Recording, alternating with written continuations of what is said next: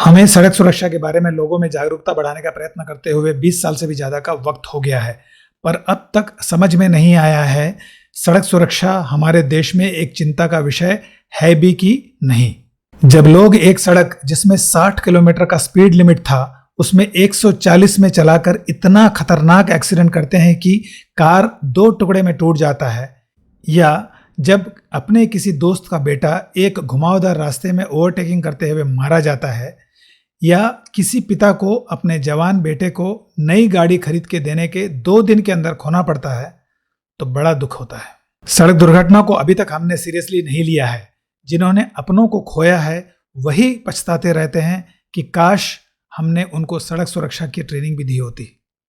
अगर हम अपने देश में होने वाले मौतों के 10 बड़े कारणों को देखेंगे तो सबसे पहले हृदय रोग यानी हार्ट डिजीज, दूसरे नंबर पर फेफड़ों की बीमारी लंग्स डिजीज, तीसरा ब्रेन स्ट्रोक, चौथा इन्फ्लुएंजा और निमोनिया, पांचवा टीबी, छठवां अतिसार के रोग यानी डायरिया, सातवां मधुमेह यानी डायबिटीज, आठवां कारण जन्म के वक्त शिशु के वजन में कमी होना लो बर्थ वेट, नौवां कारण सड़क यातायात दुर्घटनाएं रोड एक्सीडेंट्स, और 10वां कारण है गुर्दा रोग यानी किडनी डिजीज।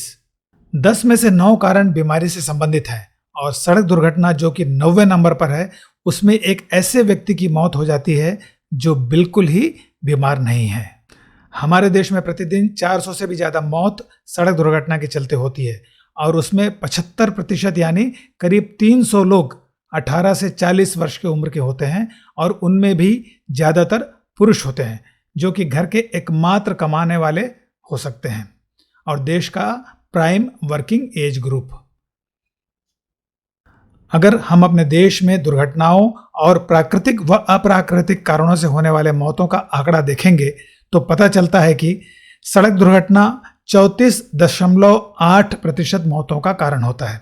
रेल दुर्घटना के कारण 7.3 लोग मारे जाते हैं, जहर 7.3, पानी में डूबने से 7.3, आग से जलकर करीब 6.3 लोग मरते हैं, अचानक हुई मौतों का प्रतिशत है 7.1, प्राकृतिक कारणों से 6.5 लोग मारे जाते हैं, 5.4 लोग ऐसे होते हैं जिनकी मौत का कोई निश्चित कारण का पता नहीं चलता, गिरने से करीब 3%, बिजली के झटके या इलेक्ट्रोक्यूशन द्वारा 2.4% लोग, तथा अन्य अप्राकृतिक कारणों से 12.6 लोग मारे जाते हैं।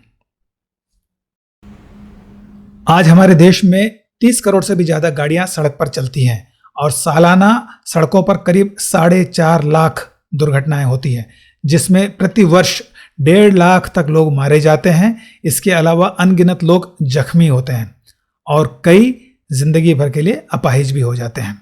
सामान्यतः यह देखा जाता है कि एक काम को बार बार करने से उसमें प्रवीणता आती है और आप उस कार्य में और निपुण हो जाते हैं। पर अगर आप कार्य को सही तरीके से ना करते हुए अगर गलत तरीके से ही बार बार करेंगे तो क्या होगा? ड्राइविंग के साथ भी यही हो रहा है। जब आप ड्राइविंग की शुरुआत करते हैं तो आपको थ्योरी का कोई ट्रेनिंग नहीं दिया जाता। अच्छा या बुरा जो भी आप सीखते हैं ज्यादातर आपके अपने एक्सपीरियंस से सीखते हैं। जैसे जैसे ड्राइवर की उम्र बढ़ती जाती है और उसका अनुभव बढ़ता जाता है, उसके ड्राइविंग में परिपक्वता आ जाती है। पर नए ड्राइवर और अनुभवी ड्राइवरों के लिए अलग अलग सड़क का तो प्रावधान नहीं रहता है। सबको एक सड़क पर एक ही समय में ड्राइविंग करना पड़ता है, और यही कारण है युवा वर्ग सड़कों पर ज्यादा हताहत होता है। प्रोफेशनल हजार्ड यानी व्यावसायिक जोखिम कई प्रोफेशनों में होता है, जिसमें एक व्यक्ति की मौत भी हो सकती है, जैसे इंडस्ट्री में, सेना में, निर्माण संबंधी व्यवसाय में, और इन सब व्यवसायों में लोगों को सुरक्षा के बारे में बकायदा ट्रेनिंग दिया जाता है। इन व्यवसायों में अगर मौत होती है तो उसका कोई एक निश्चित कारण भी होता है। जैसे सेना के लिए युद्ध एक असामान्य स्थिति है। इंडस्ट्री या निर्माण संबंधी संस्थाओं में कभी कभी ही दुर्घटनाएं होती हैं। सड़क पर ऐसा नहीं होता है। कोई दिन ऐसा नहीं गुजरता जिस दिन करीब 400 लोग सड़क पर नहीं मारे जाते। ऐसे में भारत का सबसे खतरनाक व्यवसाय अगर कुछ है तो वह है ड्राइविंग।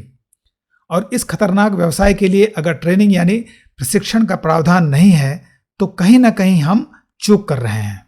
हमें अपनी युवा पीढ़ी को और देश के अन्य लोगों को इस आकस्मिक मौत से बचाना है। सड़क में होने वाले दुर्घटनाओं से ड्राइवर ही नहीं, सड़क का उपयोग करने वाला कोई भी हताहत हो सकता है और इसी उद्देश्य से हमने इस कार्य का बीड़ा उठाया है। हमारा यह प्रयास अगर एक व्यक्ति के भी काम आए तो वह हमारे लिए एक उपलब्धि से कम नहीं होगा। हमने सड़क के नाम से एक ऐप भी बनाया है जो गूगल प्ले स्टोर में उपलब्ध है। हम अपने द्वारा बनाए गए हर वीडियो को और सड़क सुरक्षा से संबंधित हर प्रयासों को उस ऐप के द्वारा भी लोगों तक पहुंचा रहे हैं। उसका लिंक आपको डिस्क्रिप्शन के साथ मिल जाएगा। गाड़ी चलाना सीखना और उसमें एक्सपर्ट होना अपनी जगह है, पर गाड़ी कैसे चलाना है अगर आप सही वक्त पर नहीं सीखेंगे या फिर अपने प्रियजनों को नहीं सिखाएंगे तो कभी ना कभी बाद में पछताना भी पड़ता है। चलिए अपनी सड़कों को सुरक्षित बनाते हैं।